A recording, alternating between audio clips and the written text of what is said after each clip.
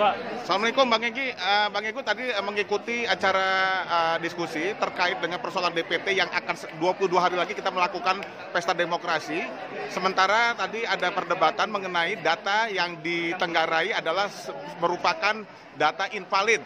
Namun tadi ada jawaban dari pihak KPU dan tidak secara logika tidak diterima oleh publik dan juga para pakar. Menurut Bang Egy selaku caleg dari PAN seperti apa Bang? Ya, ini satu tragedi pemilu ya yang luar biasa dan memalukan.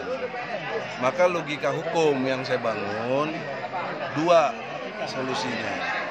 Yang pertama, penyempurnaan harus segera.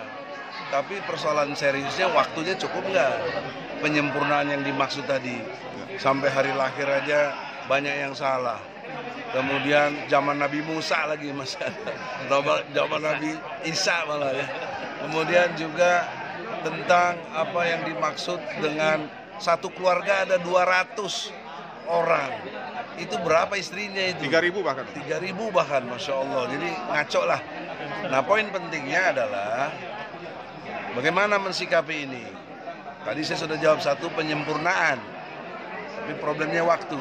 Nah, sekarang yang keduanya, hanya mungkin pemilu ini ditunda atau Prabowo dan kita partai-partai yang ini tidak ikut pemilu sekarang kalau belum diperbaiki DPT. Karena logika akal sehatnya bagaimana mau ikut pemilu begini, pasti curang, DPT-nya curang. Nah, ini belum dirapatkan, belum ada keputusan.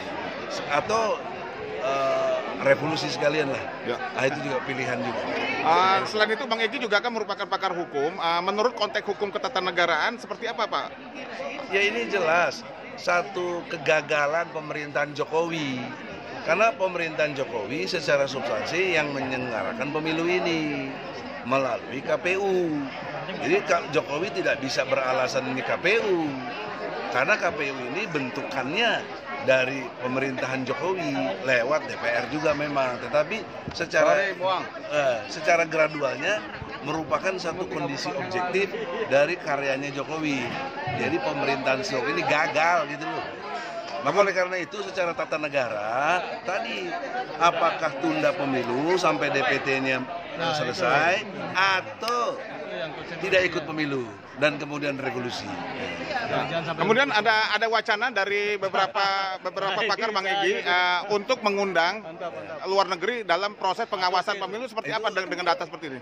Dengan data seperti ini sebenarnya tambah memalukan negara kita kalau dari pengamat luar negeri masuk. Jadi negara kita ini jelek banget gitu loh. Norak ya udah zaman teknologi gini kok kita masih zaman primitif gitu loh. Salah benar, salahnya serius lagi. Nah oleh karena itu di dalam kesempatan ini sebagai untuk menjaga jurdilnya pemilu, para pengamat internasional itu perlu. Walaupun kita jadi malu, tapi ya inilah adanya.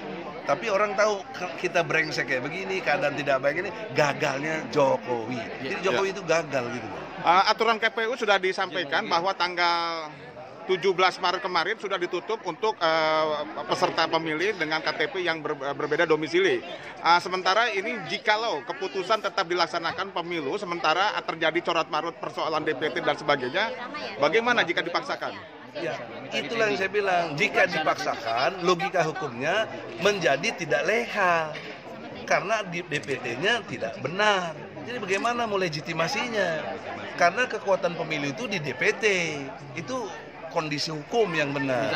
Maka saran saya tundalah pemilu untuk supaya penyempurnaannya terjadi dan atau nggak perlu ikut pemilu ya Prabowo langsung mimpin negeri ini aja karena Jokowi udah gagal gitu loh. Ya, toh menurut survei terbaru juga Prabowo menang gitu. Ya, Jokowi udah kalah lah, tahu diri lah, lempar handuk aja kau. Ya. Terima kasih Bang Egy.